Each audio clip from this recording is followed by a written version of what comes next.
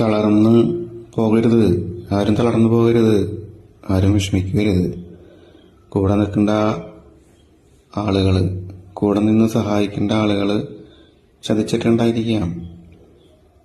അതുപോലെ തന്നെ വഴക്കായി പോയിട്ടുണ്ടായിരിക്കാം. ഇതൊന്നും ഒരു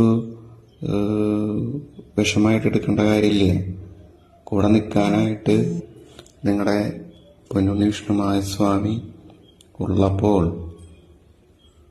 ഒരു തരത്തിലുള്ള വേദനകളും വിഷമതകളും നിങ്ങൾക്ക് അനുഭവിക്കേണ്ടി വരില്ലേ?